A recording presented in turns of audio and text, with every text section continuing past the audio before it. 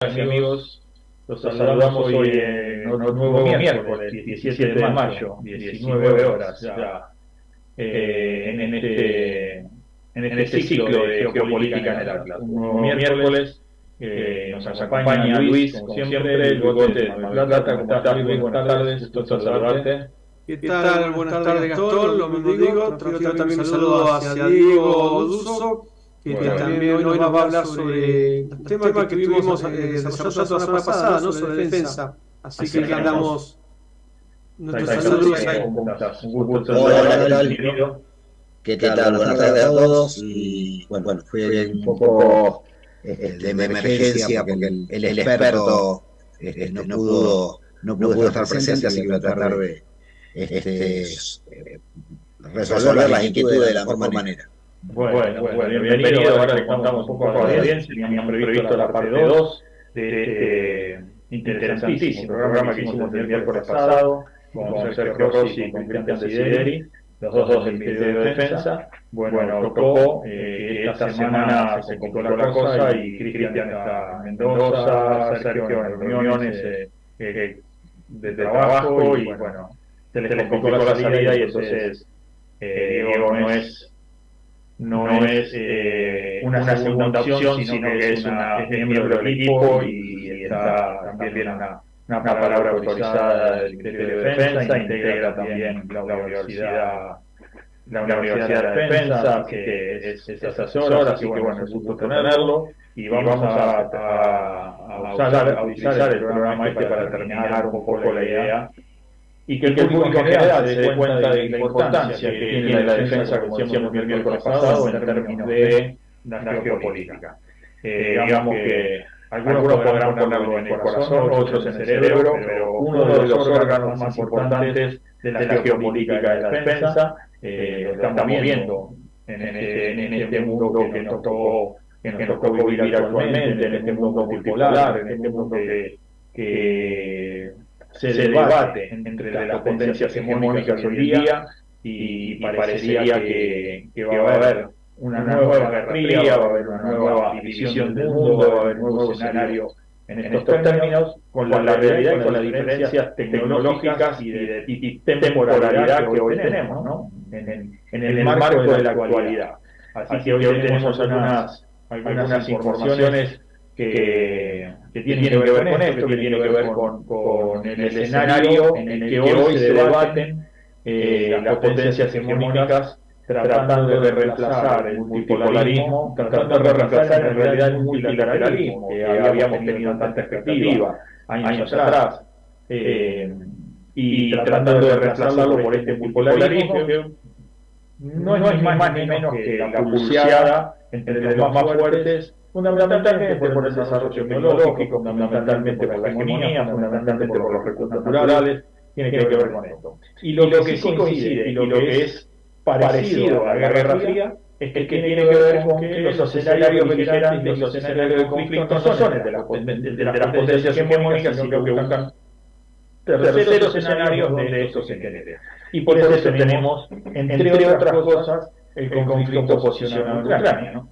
Entonces, lo que estamos viendo hoy es un recrudecimiento de ese conflicto, lejos de lo que algunos pretenden, que tiene que ver con llegar a un encuentro pacífico. De hecho, ya lleva más de un año este conflicto. Hay algunos de los países hegemónicos como China ya quieren el fin de esto, pero en el medio están los intereses de otros, ¿no? Que pretenden que esto continúe, que pretenden que esto vaya un poco más, se defina un poco más en términos más claros y más concretos y que quede, bueno, la idea es que Rusia, o la idea de Occidente, que Rusia quede un poco más debilitado de lo que está hoy, con lo cual parecería que Occidente, la OTAN, están en esa intención de que la cosa termine, pero que termine con condiciones, que termine con un Putin más entregado que victorioso,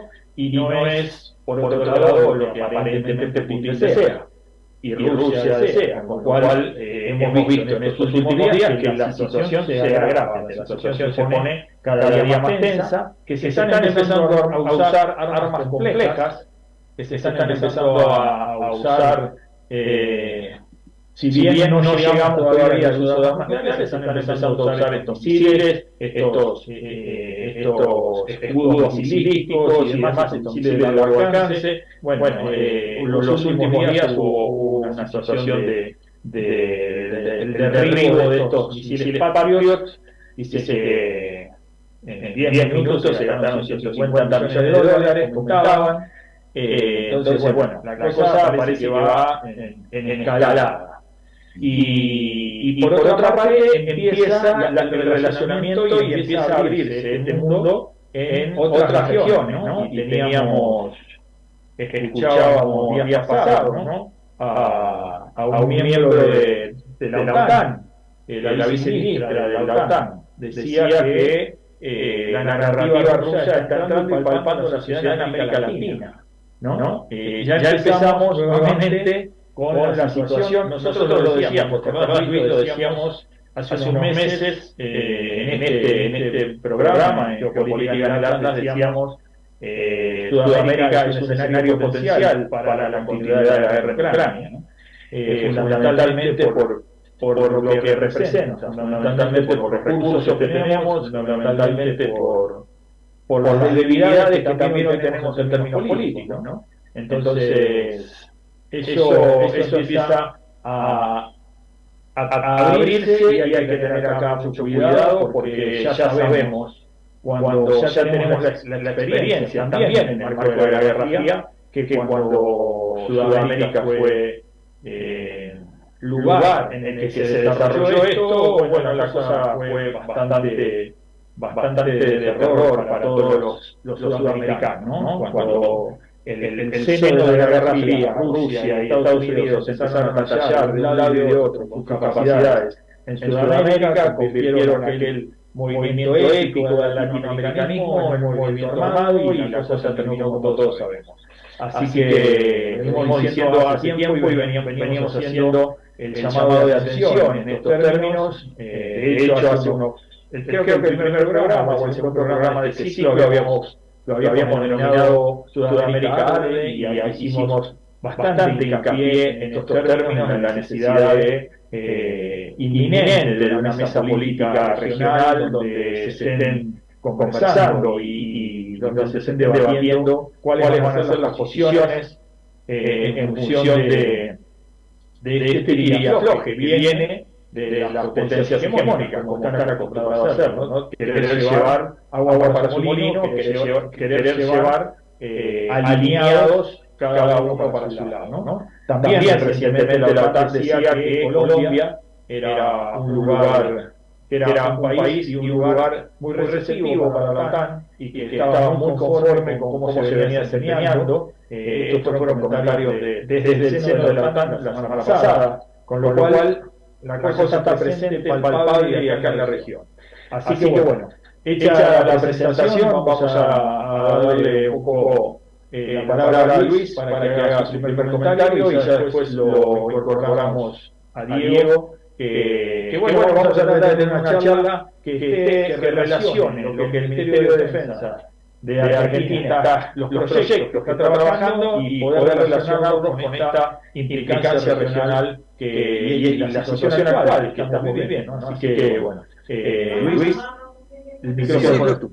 Lo que estamos viendo que la escala de tensión y de confrontación parece que va aumentando. Recientemente el comisionado de Relaciones Exteriores de la Comunidad Económica, Josep Borrell, pide sanciones contra la India por la venta de petróleo que dice proceder de Rusia.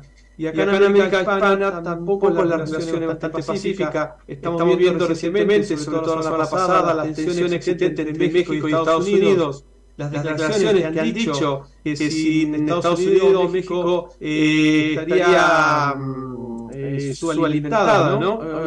Una declaración hirientes. Bueno, lo que pasó recientemente hoy en Ecuador, que se ha asumido el Congreso, que eso puede traer un agravamiento en las relaciones políticas y con el pueblo en sí. La caída de la imagen del presidente de Chile, Boric, sobre todo con la nuevamente fallida intento de reforma constitucional, pero esta vez ganó lo que llaman derecha, la derecha pinochetista, ¿no? Y también la que imagen de una Colombia que cada vez está más convulsionada. En su defecto, o al contrario, en El Salvador se está consolidando la imagen de Nayib Bukele, que parece ser el modelo de presidente panamericano que se está buscando. Y esto lo vamos a relacionar, después le vamos a hacer una pregunta, Diego, sobre si nuestras Fuerzas Armadas pueden también tener los mismos objetivos que se está dando en El Salvador.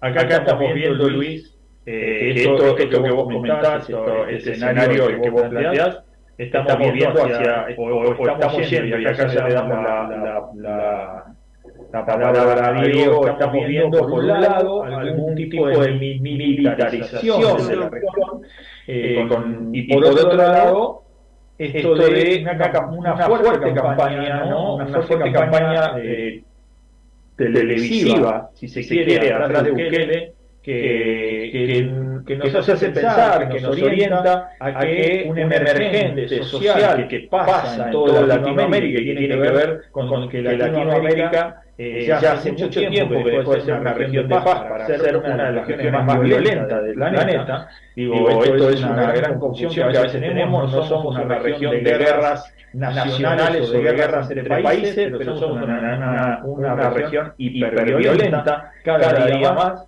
Y este emergente de la sociedad que plantea la necesidad de una sociedad más calma, más pacífica y con mayor seguridad, hace surgir estas figuras que de alguna manera tienen esta retórica y que parece como que vienen tipo mesiánico a salvar situaciones específicas, y por otro lado me da mucho miedo porque es un camino hacia las democracias autoritarias que nosotros estamos viendo en Occidente, ¿no? Parecería que vamos hacia ese lugar. Así que, Diego, bueno, de nuevo, bienvenido, y te damos en esto la palabra para que te insertes en la charla.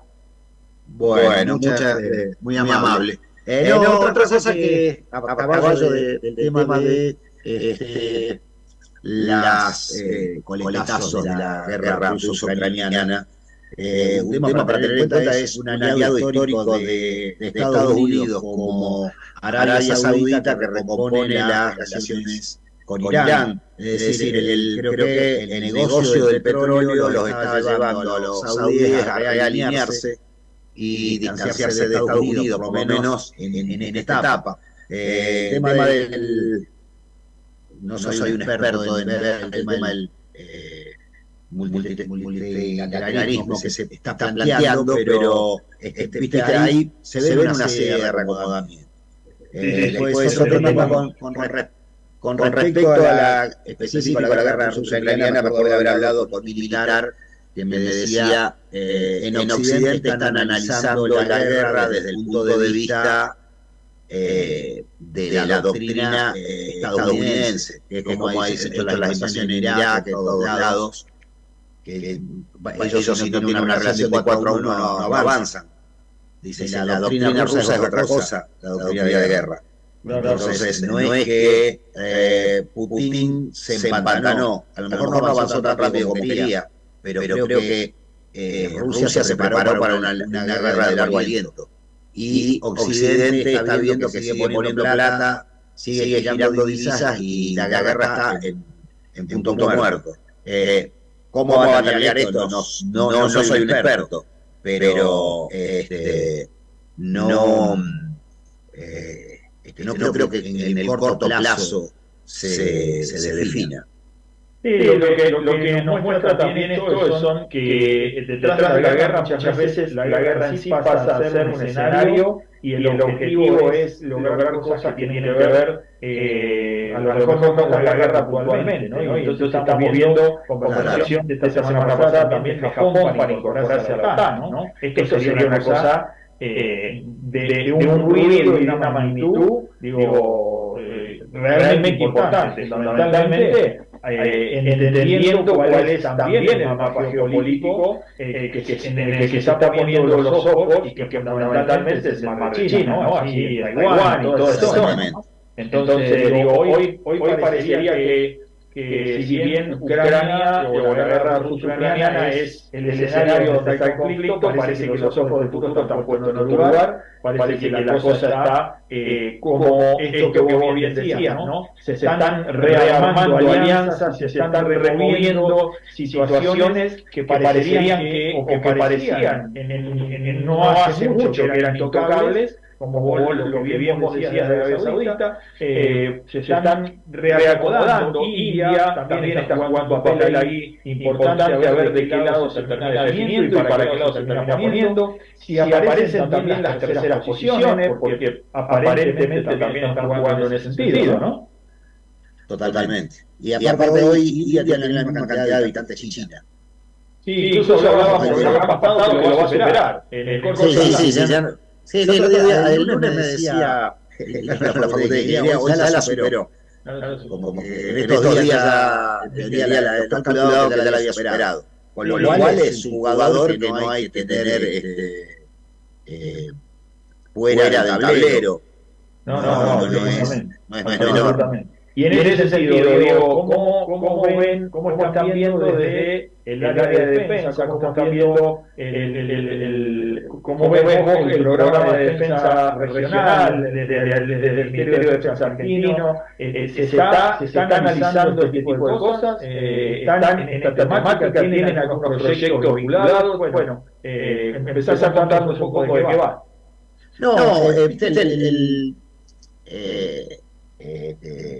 El documento que fue sobre defensa, que es lo que Sergio lo debe haber explicado mucho mejor la semana pasada, se planteó un cambio de paradigma que era el documento que tenía Macri, donde se planteaba como el enemigo de Venezuela, hasta había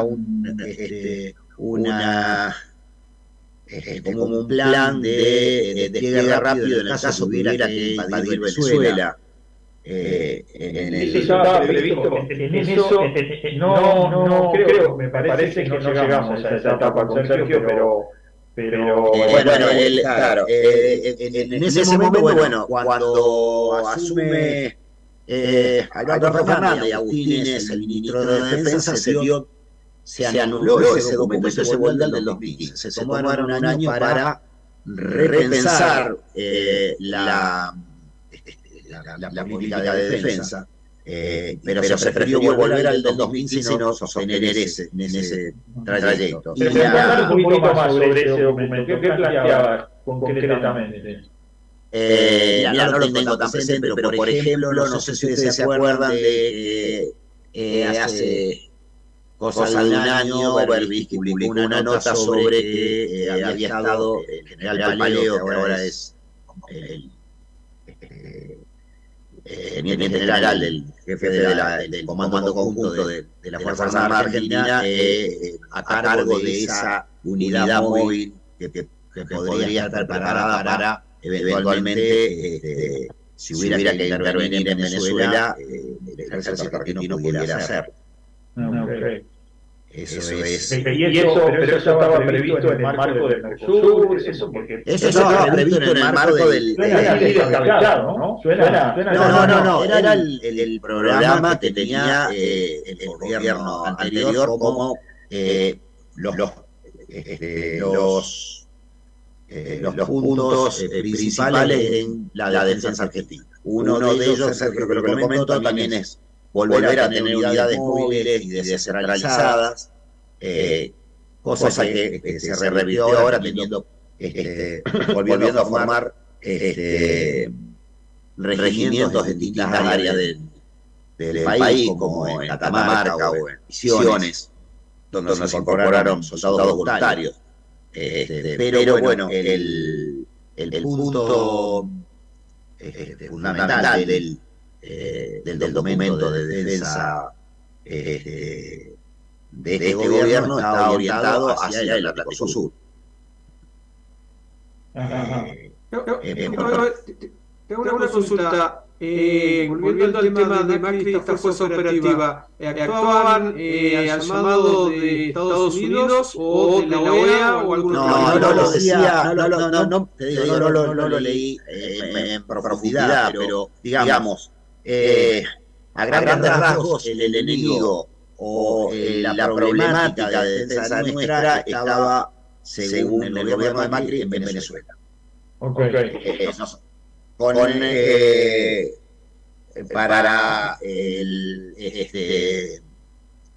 Para el gobierno presente de Alberto Fernández, en su momento con Agustín Rossi de ministro y Tayana ahora, la mirada de defensa está en el Atlántico Sur, Malvinas y Antártida. Ya metiéndonos en esta reorientación, contanos un poco sobre esto. Bueno, fíjate, por ejemplo, a través del FONDEF, no sé si más o menos algo se había hablado. Bueno, con el FONDEF a ver si puedo compartir una pantallita. ¿Cómo no? No, a ver, me tenés que habilitar. Sí, ahora nuestro equipo técnico enseguida te va... Bueno, el FONDEF vino a suplir 40 años de desinversión que tuvieron las Fuerzas Armadas. Porque, bueno, claro, después de Malvinas, bueno, pasó un tiempo, no queda un militar que haya estado en la dictadura en actividad. Las Fuerzas Armadas tienen muy claro que están para repeler la agresión de otro Estado extranjero. Entonces por eso todo lo que se hablaba de tema Bukele, o que medianamente vuelven a revertir de que las Fuerzas Armadas se dediquen a seguridad interior, bueno, está prohibido por ley desde el año 91 y reglamentaciones posteriores. Cuando se le da Gendarmería la seguridad interior y las Fuerzas Armadas la seguridad exterior. Y dos palabras claves que son de un Estado extranjero. Las Fuerzas Armadas están preparadas para pedir la agresión de un Estado extranjero. Porque si no se podía dar que se tomaran como extranjeros grupos subversivos, entonces no, tiene que ser un Estado. Todas las hipótesis de guerra, digamos, no hay hipótesis de guerra contra países vecinos, sino hay con determinada forma de defensa ante ataques. Pero no hay, como había en su momento durante el proceso que vivimos en el 79, la movilización por una posible guerra con Chile. No hay guerra con los países, claro, con los países limítrofes. Entonces, la mayor inversión se ha hecho con el Atlántico Sur, Malvinas y Antártida. Bien. ¿Y qué visión tenemos sobre ese documento que vos decís, ese trabajo, esa visión, esa orientación? ¿Cuál es el plan sobre esa zona? Porque es súper importante, ¿no? Súper importante lo que están planteando. Sí, para empezar, el Tratado Antártico vence en el 2048, hay que reformarlo. Entonces, una prioridad es reforzar las bases, la presencia argentina. La presencia argentina es históricamente una de las primeras que estuvo en la Antártida. Entonces, en base a eso, por ejemplo, el FONDEF que habilita el 0,8% de los ingresos corrientes del Estado en gasto de defensa,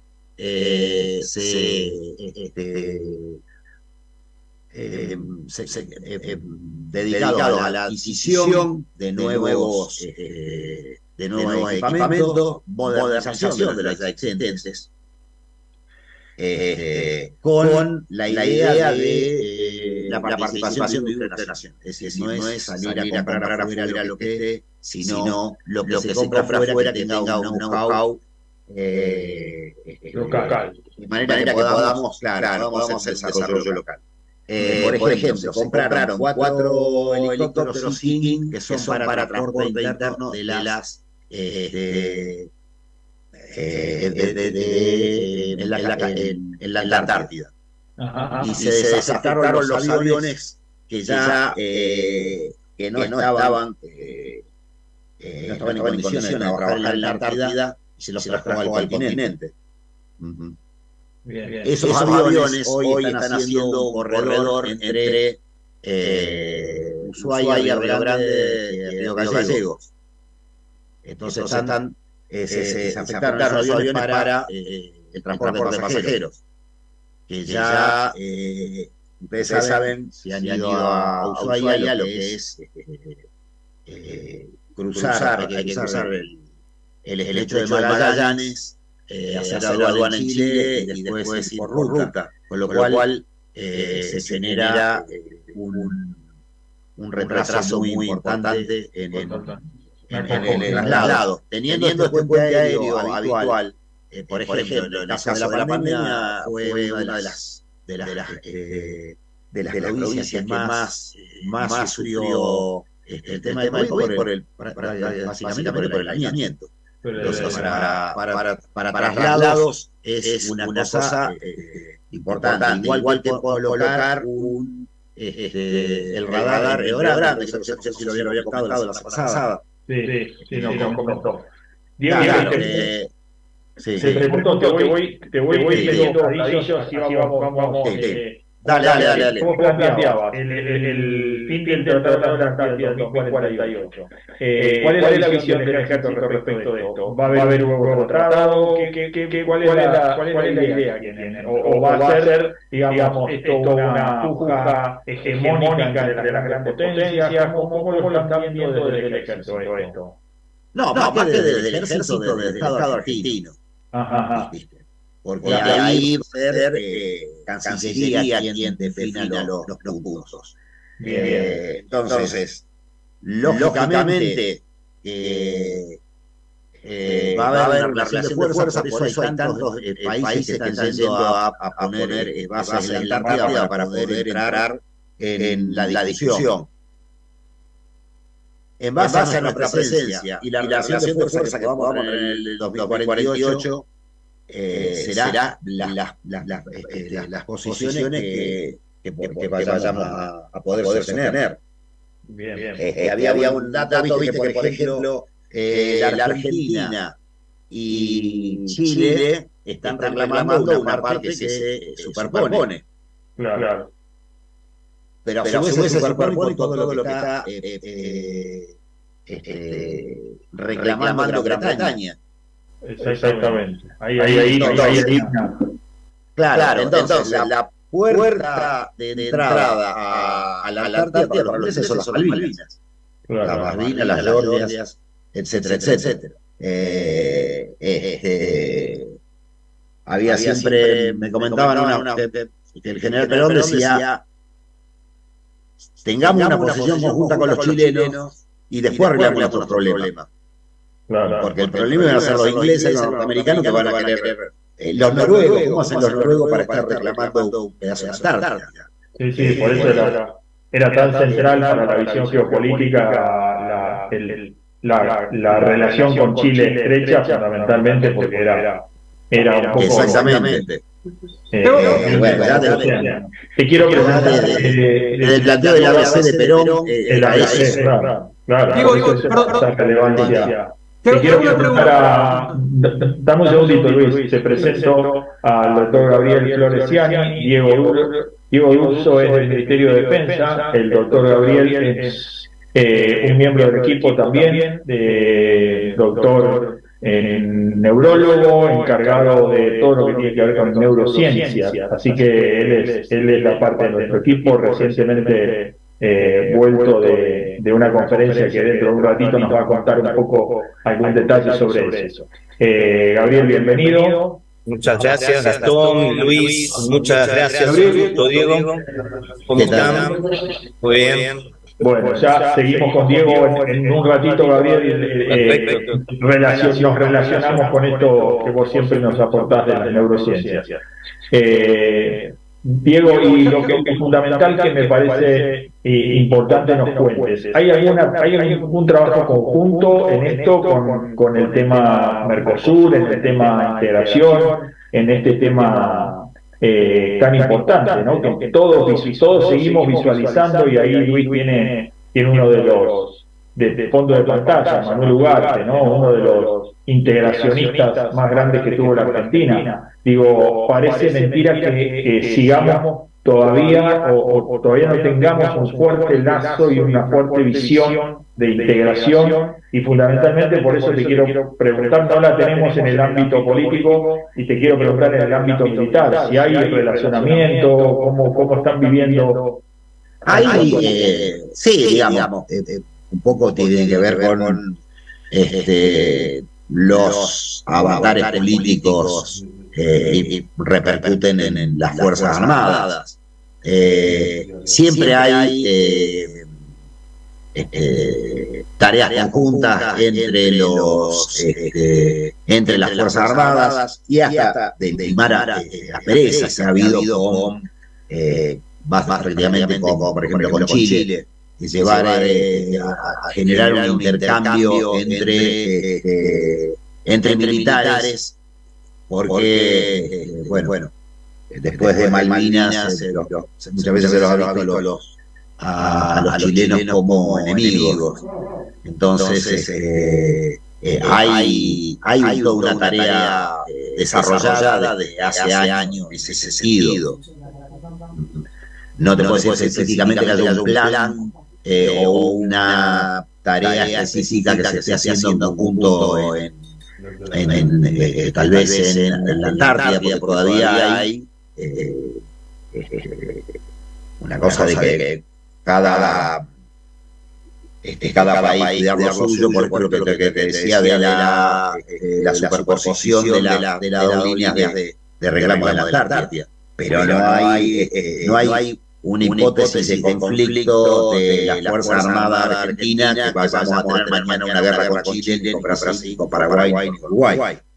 No, justamente voy hacia el otro sentido, ¿no? El planteo es esto de un escenario abierto de la geopolítica, fundamentalmente orientado a esta cuestión que estamos hablando, que arrancamos con este programa. Esta puja que va a haber entre las potencias hegemónicas, no solo por la Antártida, sino por la región, ¿no? Por llevar agua para su propio molino.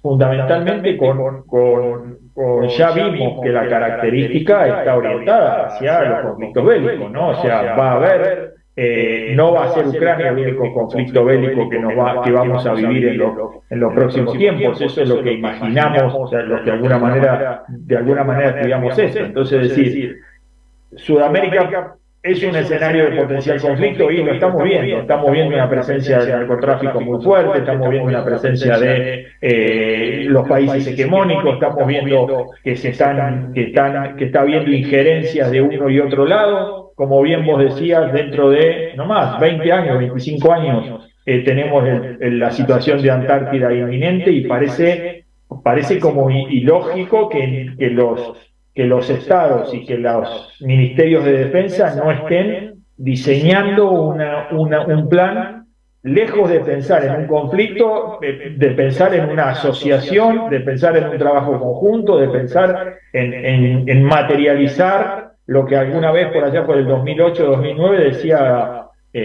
Hugo Chávez, ¿no? Hablaba de la necesidad imperiosa de la integración de los espacios de defensa en Sudamérica, ¿no? Esto parecería que todavía no hay demasiado, ¿no? Contanos un poco. No, viste, UNASUR, que fue un gran avance, está totalmente desactivado. Hay que repensarlo desde otro punto de vista. Uno de los impulsores de UNASUR era Correa, en Ecuador. Y hoy Correa no puede volver a Ecuador porque está víctima de la UFAR. Y lo tenés a Lasso que disuelve el Congreso. Tenemos el presidente electo de Paraguay que dijo que el eje iba a ser Washington, Bruselas y Tel Aviv. Entonces, claro, digamos, yo no me atrevería a hablar de política exterior. Lo que tengo muy en claro es que las Fuerzas Armadas Argentinas tienen la preparación para lo que marca la ley, el ataque ante una nación extranjera, que no hay hipótesis de conflicto con los países vecinos. Entonces, el refuerzo es por ahí la presencia en Atlántico Sur, ya sea por la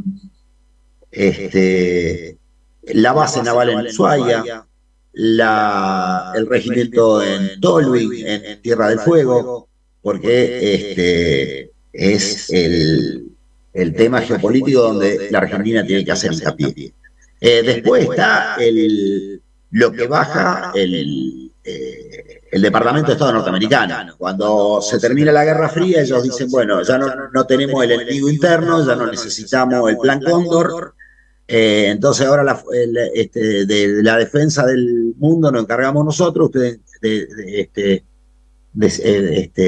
combatan el narcotráfico y las catástrofes naturales. Cosa que en nuestro país no cuajó, porque el narcotráfico no lo persigue las Fuerzas Armadas. México tuvo soberanos problemas con metiendo al ejército en el combate de la droga, y en todos los países, bueno, Colombia ni hablar, porque casos de militares procesados por violación de los derechos humanos, delitos de lesa humanidad, están plagados. Entonces, por suerte, nosotros creo que post Malvinas las Fuerzas Armadas encontraron su lugar subordinados al poder político, y creo que ellos ya lo asumieron. Yo vengo de la Universidad de la Defensa, la Universidad de la Defensa Nacional. Creo que una de las pocas en Latinoamérica y en el mundo donde se dictan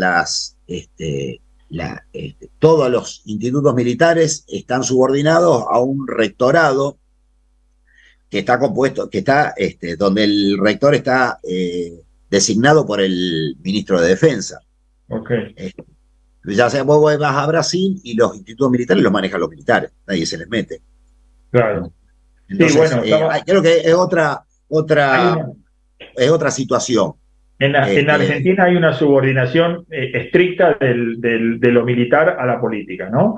Yo veía inclusive en lo que tiene que ver con el presupuesto de Brasil para el 2022 en defensa es 10 veces el de Argentina, ¿no? No, totalmente. 20.000 millones contra 2.000 y monedas. Le vamos a dar la palabra a Gabriel. Luis, querías decir algo, y antes que Gabriel, ¿querías hacer algún comentario respecto de lo que estaba hablando Diego? No, a ver, una de las preguntas ya me la respondió Diego, porque hay una especie de telepatía con Gastón, ¿no? Él se anticipa de lo que yo quiero preguntar, porque tenía que ver con respecto a la posibilidad de unidad regional, ¿no? Para el reclamo, bueno, el tema de la Antártida o de trabajar en conjunto con otros países, ya la respondió Diego. La otra pregunta es, si bien no hay un potencial conflicto regional, por lo menos de acá al 48, cuando se abran los reclamos por la Antártida, ¿cómo ven desde el Ministerio la posibilidad de un potencial conflicto entre China y Estados Unidos, y que nosotros de alguna manera, por las bases que tiene China en el sur y por de alguna forma, no digo injerencia, pero sí que China tiene una fuerte presencia, quizás más, no físicamente, pero sí en la conciencia de la gente, ¿no? Diciendo, China está acá. y que ante este potencial conflicto nosotros también de alguna forma nos vamos a poder involucrar y obviamente van a hacer presiones sobre las Fuerzas Armadas para que actúen también en defensa de uno u otro bando. Sí, a ver, encima estamos en un año de elecciones. No es lo mismo un presidente del Frente de Todos que un presidente de Juntos por el Cambio en esa movida geopolítica. Lo que sí, las Fuerzas Armadas hasta hoy están subordinados al poder político. No creo que se porten solas a definir una postura. Ok. No sé si ustedes se acuerdan el discurso de Perón en el 53 cuando tenía soberanas presiones para que mandara gente a Corea. Sí. Siempre me acuerdo que decía Corea, vamos a mandar a morir a los nuestros. Entonces, bueno, estaba Perón. Si Perón hubiera perdido en el 46, yo no sé si no hubiera habido un contingente argentino que hubiera ido a Corea. Claro, seguramente. Bueno, como pudimos ver los más de 30.000 que mandó Brasil a la Segunda Guerra Mundial, ¿no? Entonces, exactamente. Bueno, te digo, esto también tiene algún grado de, como vos decís, pero también hemos podido ver en la historia de la geopolítica que desgraciadamente nuestros militares, y no digo que sea ahora, y celebro lo que nos estás diciendo, Diego, la subordinación al poder político, los militares han estado históricamente subordinados a la injerencia, más a la injerencia internacional que a los gobiernos de turno, ¿no? Y de hecho, por eso hemos tenido la cantidad de golpes de Estado que hemos tenido en el país y en la región. Claro. Exactamente. Ahora, viste, te lo maneja con el lawfare y sale una acordada de la Corte Suprema y manda tropas a algún lado. No, con respecto a la base, la famosa base china, los chinos lo que tienen es, creo que en Neuquén, tienen un observatorio en el cual la Argentina lo puede utilizar para hacer estudios. Y tiene algunos militares que hacen la custodia de eso, pero tampoco es que no es la base Mariscal Estibarribia de Estados Unidos en Paraguay. Claro. Hay 10 soldados chinos custodiando la antena esa, que ellos la usan para observación y también para su sistema propio de GPS. Digamos, ellos no se manejan con el Google Maps, no se manejan y han desarrollado sus puntos de toma a lo largo del mundo, porque han desarrollado su propio sistema. Entonces, lógico, tal vez vos pases por ahí y ves un militar chino en la puerta, pero no tenemos una base como tiene Colombia. Eso sirve para que Patricia Bullrich agite un poco, pero viste, que hable del contubernio mapuche, chino, iraní, Hezbollah, las tres fronteras y todas las estupideces que dicen habitualmente. Sí. Ok, bueno, Gabriel, estamos un poco metidos en este escenario y Gabriel viene de recientemente una actividad, una cumbre, que me gustaría que nos cuentes un poco cuál fue tu experiencia vivida y cómo lo relacionás con esto, ¿no? Estamos planteando este escenario que se viene, que venimos diciendo hace tiempo, hacia Sudamérica, un escenario convulsionado, un escenario desde la política, desde los ciudadanos, desde la injerencia y la intervención del narcotráfico, la violencia, todo esto. Venís de una reunión donde líderes de toda Sudamérica estuvieron ahí participando. ¿Qué nos trajiste? Contanos. Sí, bueno, muy buenas tardes, un gusto, Diego. Bueno, Luis, un saludo.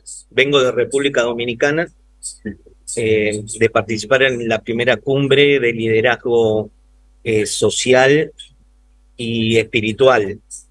Básicamente, la problemática que comentaba Diego es la misma problemática que aparece en el Gran Caribe.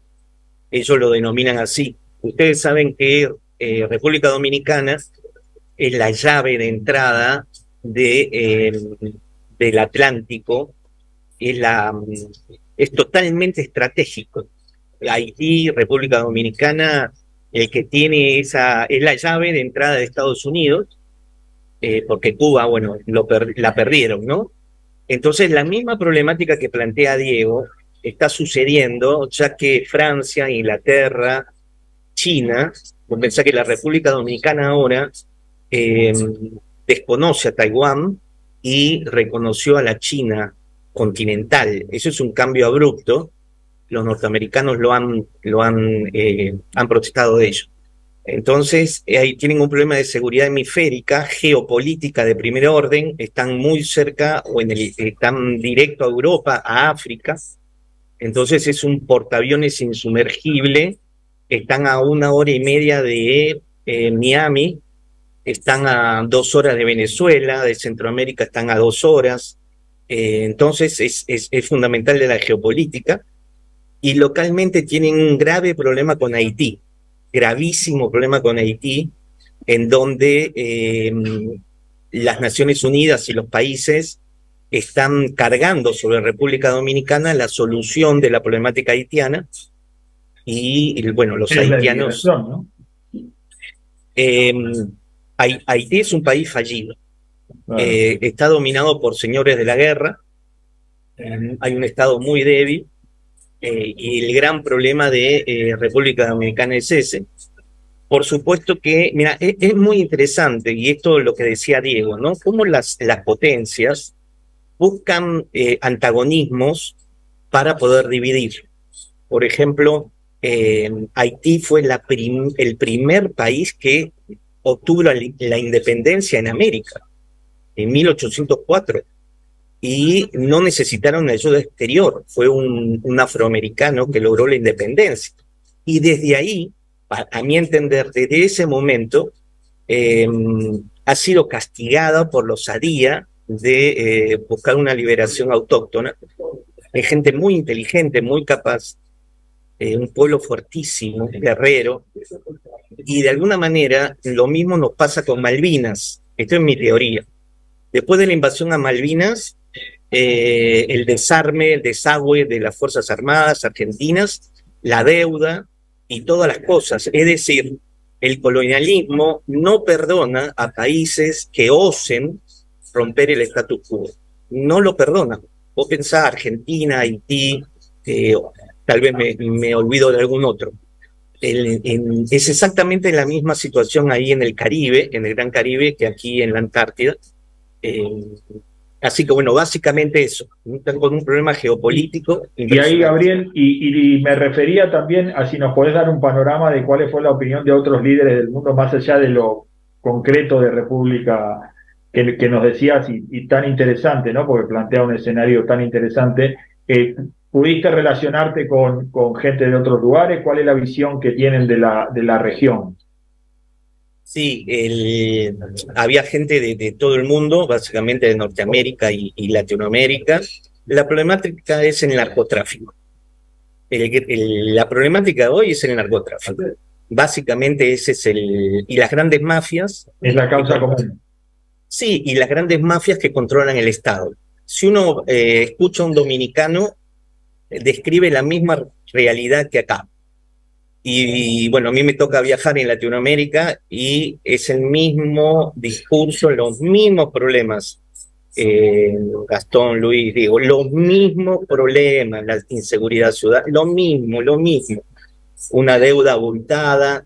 Entonces, evidentemente, desde algún lugar, sé, pero no lo quiero mencionar, de alguna manera instalan una agenda en América Latina. En su momento fueron gobiernos de facto, y ahora nos tienen con esto, creando una Latinoamérica fallida. Básicamente eso. Porque bueno, esto tiene que ver con el escenario que se rompe de alguna manera con el término de la Guerra Fría, ¿no? Aparece esta cuestión de el narcotráfico, y aparece esta cuestión del crimen organizado, ¿no? Y ese pasa a ser el enemigo global de Occidente, ¿no? Entonces, este es un enemigo con el que hoy puedo ser... ¿Cuál es la nueva modalidad, o cuál es la modalidad que imprime esto? Es que un enemigo que no se lo puede controlar. Hoy puede ser enemigo, mañana puede ser aliado, y puedo jugar en estos términos menos claros que en el ámbito de la Guerra Fría, donde el mundo estaba dividido entre capitalismo y comunismo, ¿no? Entonces, jugar en estos escenarios es una tarea mucho más compleja, pero también mucho más discrecional, ¿no? Entonces es lo que hemos estado viendo, o lo que venimos viendo, que a través de eso generan gran inestabilidad y gran problema social, ¿no? Porque se meten en la entramada de la convivencia de las sociedades, generando unos caos, esto que vos decías, ¿no? El narcotráfico no solo como negocio y como estructura criminal, sino lo que producen las sociedades, ¿no? Y esto, bueno, vos qué mejor que en el tema de las neurociencias y en el tema del impacto en la mente de la gente, ¿no? Estamos viendo, días pasados, hablaba con alguien que está trabajando el tema de la prevención de la droga en Rosario, y me decía, bueno, recordábamos cuando nosotros éramos adolescentes y aquellos que se incursionaban a lo mejor en probar algún cigarrillo de marihuana o algo, estábamos hablando de 16, 17 años, y él me decía que hoy se va en niños de 7 y 8 años, ¿no? Entonces, esto es una situación muy compleja que además de generar una situación caótica en términos políticos y en términos criminales, lo que digo, ¿no? Genera una situación caótica en términos sociales, con lo cual estamos frente a un escenario bien complejo. Y esto que vos bien decís, parecería que Sudamérica está toda inmersa en la misma problemática. Entonces lo que vos traés de la reunión de estos líderes es que ven el narcotráfico y el mundo criminal como la gran amenaza, ¿no? Sí, sí. Y otra cuestión que también en Dominicana y el resto de América es terminar con los valores nacionales y los valores morales. Vos pensás que la bandera homosexual está izada, y en el caso de la bandera argentina está arriada. Estuve allá en las playas de Mar del Plata, y en las playas estaba la bandera homosexual y no estaba la bandera argentina. Entonces, esto, en vez de poner la bandera inglesa, por ejemplo, ponen esta bandera, que es exactamente lo mismo. Entonces ahí tenemos el problema. Nada es casualidad, es destruir la nacionalidad de nuestros países. Diego, ¿cómo lo ves esto? Lo que creo es, bueno, una acotación, lo que decía el doctor Floresiani. Hace poco leí un libro sobre el proceso emancipatorio de los esclavos en Cuba, y el norte, digamos, hacia donde miraban los cubanos, que eran colonia española y eran esclavos, era Haití, que era el país donde ya se habían liberado, los negros estaban a cargo del gobierno y los pensadores eran haitianos. Y ya en ese momento había un pensador que decía que los países de las Antillas eran inviables como países. Si no se hacía una confederación antillana, no tenían futuro. Sí, yo pienso que tanto el narcotráfico como esto de las mafias es un enemigo funcional para básicamente el Departamento de Estado norteamericano, que considera el patio trasero propio. Entonces, fogonea todo ese tipo de cosas. Un poco hay que combatirlo, pero nos conviene que siga estando. Y le sumaría el tema de lo que yo te comentaba antes, las catástrofes naturales, a los cuales se tendría que dedicar las Fuerzas Armadas. Porque a través de la pseudoayuda en caso de catástrofes, vos sabés que cuando llegan las fuerzas norteamericanas, viene un pelotón a ayudar porque tuvimos una inundación, después no lo sacás más.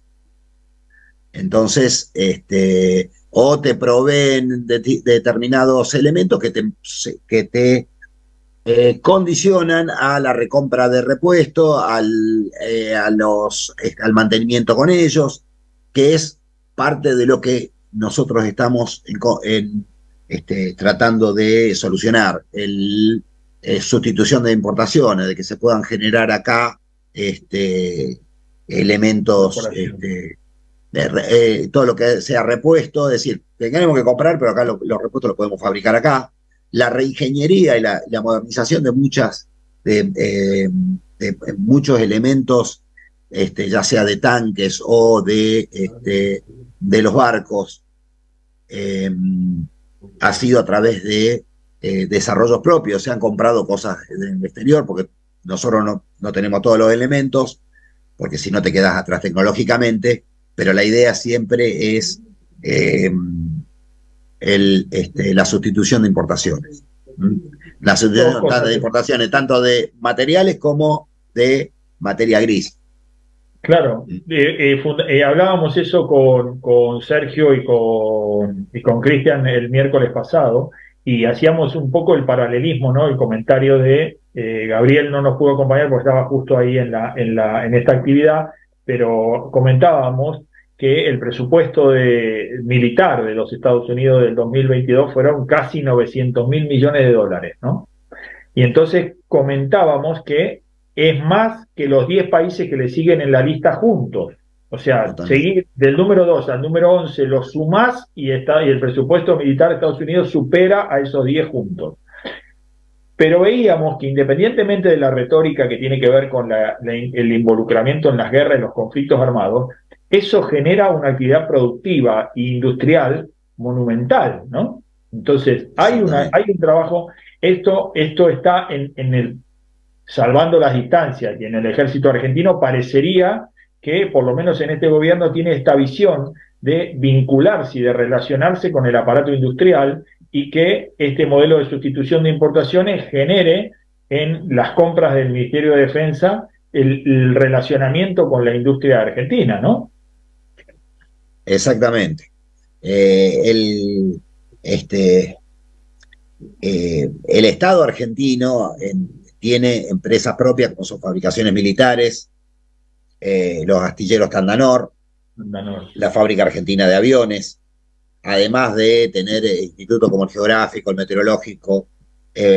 La fabricación militar está fabricando básicamente muchos explosivos y elementos para la minería. Bien. En Jachal. Y después está produciendo muchos elementos que se usan después en los fertilizantes. Entonces, y cuando empieza a moverse los requerimientos, ya sea de las Fuerzas Armadas, generan trabajo para las pymes del sector. Cuando me hablaste de Astillero Tandanor solo o Río Santiago también? Claro, sí, no, yo hablaba básicamente de Tandanor, porque Tandanor depende del Ministerio de Defensa. Tandanor es Río Santiago, ¿no? Depende de la provincia de Buenos Aires. Depende de la provincia. Igualmente se trabaja en conjunto en un montón de cosas, pero son por ahí dos jurisdicciones distintas. Tandanor, no sé si... Tandanor, ¿qué tenemos en Tandanor? Porque digo, para la audiencia, Tandanor y Río Santiago son dos astilleros que en la visión industrialista de este país se pensó, y hoy en día están vigentes, ¿no? Vemos una de las acciones principales y geoestratégicas de China como potencia hegemónica hoy es ocupar puertos y fabricar barcos, ¿no? Entonces, digo, fíjense que nosotros esta visión la traemos desde hace un montón de décadas. Nada más que lo que después hubo fue la retórica para frenar todos estos desarrollos. Pero tenemos los astilleros, tenemos la infraestructura madre, y nos gustaría que ahí los hagas, que no nos queda mucho tiempo, Diego, pero que nos hagas un escenario en esta materia que estamos haciendo. Claro, Astillero Río Santiago es el astillero insignia del país en cuanto a construcción de barcos. Tandanor son talleres navales. Talleres navales, ok. Lo que sí, en su momento había al lado, se construyó una fábrica de submarinos. en la época de Menem, Tandanor se privatiza y se termina fundiendo. Claro. Es Néstor Kirchner que la vuelve a recomprar, le da a los trabajadores parte del gobierno de los astilleros y se vuelve a estar en funcionamiento. En Tandanor se hizo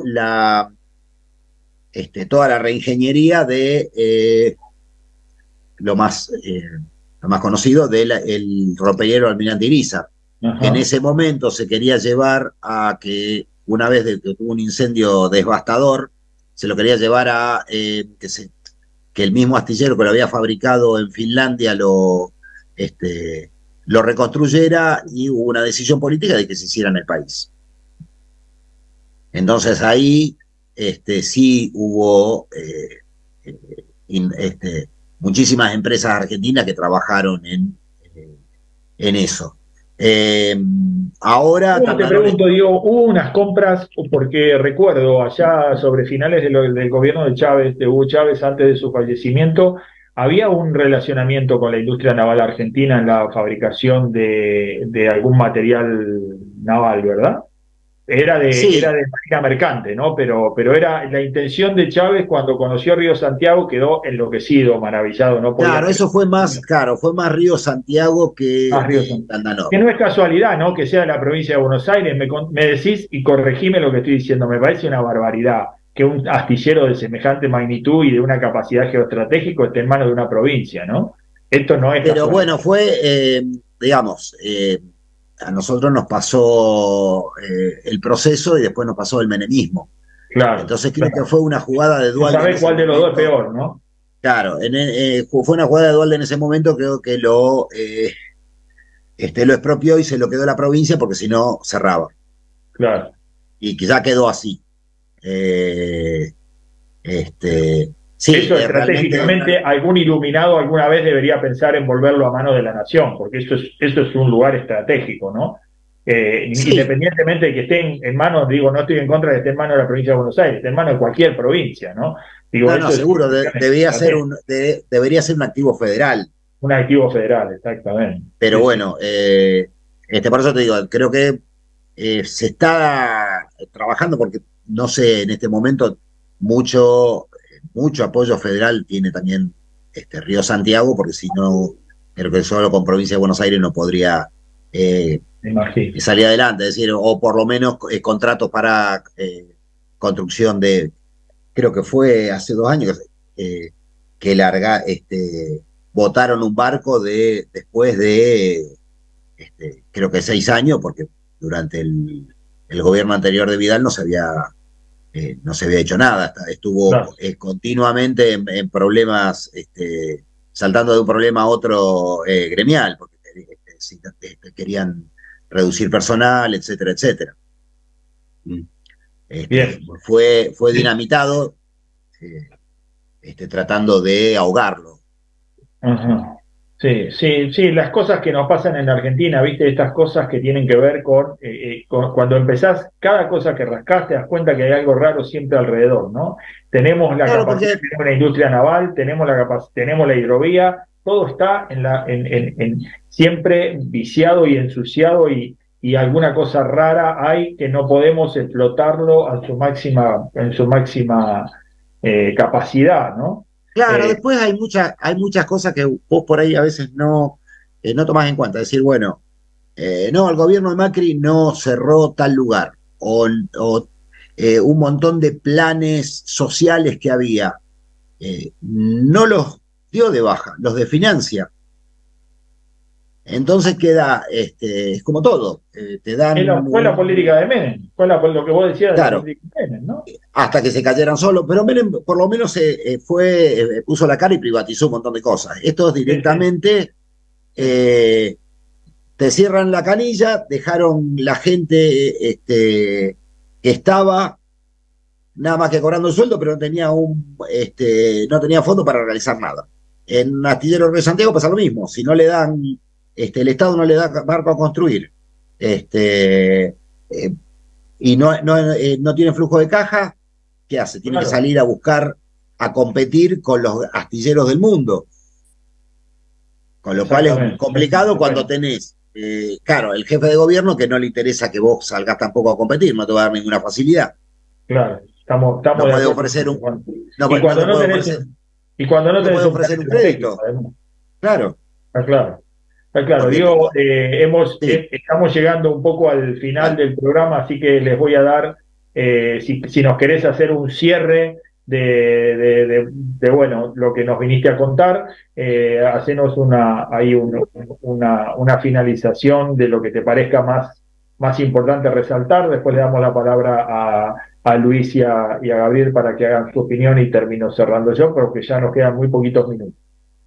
Bueno, no, básicamente un poco lo que reafirmé a lo largo de la charla. Las Fuerzas Armadas Argentinas están subordinadas al poder político. Genial. No pueden actuar en problemas problemas internos. Están preparados para el ataque de una nación, de las Fuerzas Armadas de una nación extranjera. No tienen hipótesis de conflicto con ningún país limítrofe. Y su orientación geopolítica es fortalecerse en el Atlántico Sur, Malvinas y Antártida.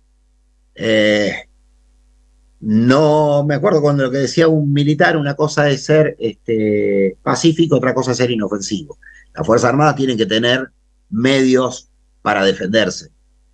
Entonces, a eso vino el FONDEF, a recuperar capacidades que tenían las Fuerzas Armadas Argentinas. Y se está apuntando a fortalecerlas en el sur. Perfecto. Luis. No, simplemente darle la gracia a Diego por participar en este ciclo de geopolítica en el Atlas. Y solamente un mensaje, ¿no? En 7-8 meses tendremos una nueva administración y ojalá que se continúe con la política que viene desarrollando el Ministerio de Defensa y de las Fuerzas Armadas. Es una política más hispanoamericanista y no tan pro-europea u OTAN o globalista. Creo que en eso se tendría que focalizar más, es ser una política de Estado y de continuidad. Gabriel. Sí, a mi entender, tenemos que hacer una alianza profunda con Brasil y sumarnos al BRICS. China, Rusia, Sudáfrica, la India, tenemos que sumarnos al BRICS y la unidad acá es con Brasil, que tiene el armamento, tiene la potencia y tiene la población, 230 millones de habitantes, nosotros tenemos 45 millones. Y entonces, ahí, a mi entender, Brasil es la potencia latinoamericana y ahí tiene que estar nuestra alianza estratégica. Muy bien, Gabriel. Bueno, yo habitualmente te cuento, Diego, tenemos en este programa y fundamentalmente con Gabriel y con Luis, nosotros nos tenemos como formato, tener a veces coincidimos y otras veces no tanto, y entonces se genera un debate interesante entre nosotros y nos lo permitimos. Yo coincido con lo que dice Gabriel, más lo que creo que previamente, antes de ver de qué manera nos relacionamos con el mundo, me parece que hay que fortalecer Mercosur. Nosotros necesitamos una integración regional, nosotros necesitamos, antes de ver a qué lugar nos incorporamos, necesitamos tener un músculo político regional para que eso nos permita lo que está intentando Lula en su discurso, y que a veces por hacerlo en soledad se pasa la raya y entonces se desacomoda y tiene que volver marcha atrás, que es no quedar en el medio, o sea, tener relaciones con el mundo sin quedar en el medio de la puja entre las potencias hegemónicas, ¿no? Sin convertirte en rehén de ninguna de las dos. Entonces, negociar y poder integrarnos a los BRICS en el marco de Mercosur, porque además Brasil solo no lo puede hacer, esto ya lo decíamos en otras ocasiones, debería él romper el Mercosur, todo lo que Brasil haga en términos de relación bilateral tiene que ser extensivo a Mercosur.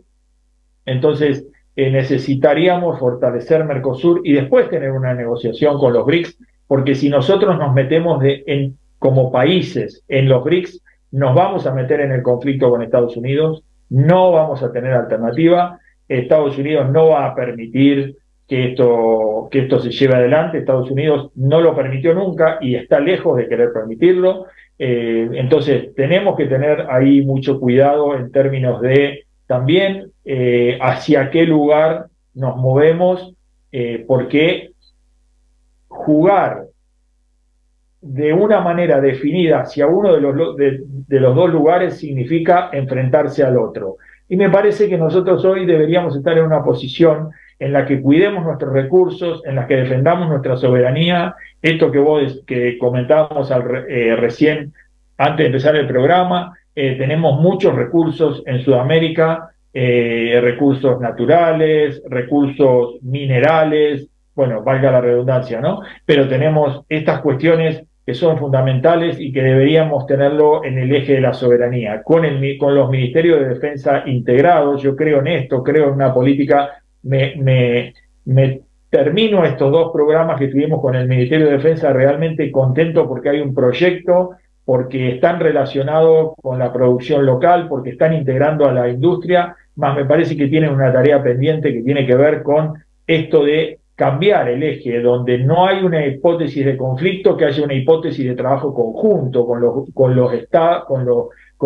la defensa de los países de la región, ¿no? Los militares tienen que estar sentados, los brasileros, los argentinos, los chilenos, los uruguayos, los paraguayos, viendo de qué manera generamos soberanía, porque lo que nosotros no vamos a poder evitar en soledad y a nivel naciones es que unos u otros, y ya sabemos quiénes son los unos y quiénes son los otros, vengan por nuestra soberanía. Los dos vienen por nuestra soberanía.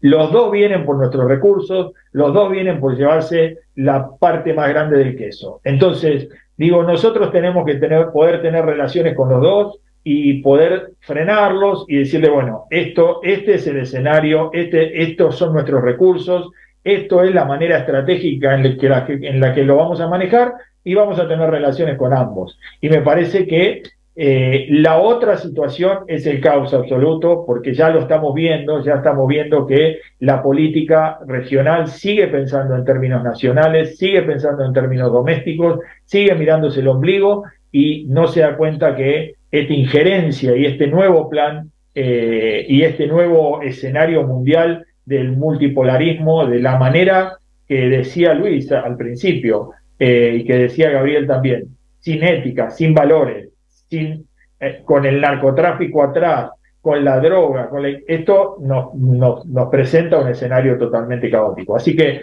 te agradezco mucho, Diego, tu presencia, gracias como siempre, Gabriel, Luis, un nuevo programa desde Geopolítica en el Atlas, desde la ciudad de Rosario, agradezco al Complejo Cultural Atlas, un escenario que nos permite esta libertad de poder hablar de lo que estudiamos, de lo que analizamos, y con la responsabilidad de eso, pero con la libertad de poder llegar a la sociedad y poder contarle esto de que la geopolítica hoy atraviesa a toda la sociedad en su conjunto, que las decisiones que tomemos en términos locales impactan, y que las decisiones de las potencias hegemónicas impactan en nuestras sociedades día a día. Así que cumplimos un programa más, esperemos encontrarnos el miércoles próximo, vamos a tener un invitado de lujo que lo consiguió Gabriel, es una de las personas que estuvo con él en este congreso, una persona con una visión geoestratégica importante, ocupando un lugar de relevancia en una institución multilateral, así que los esperamos el miércoles próximo, como siempre, en Geopolítica en el Atlas. Les mando un fuerte abrazo, que tengan una buena semana y que Dios los bendiga.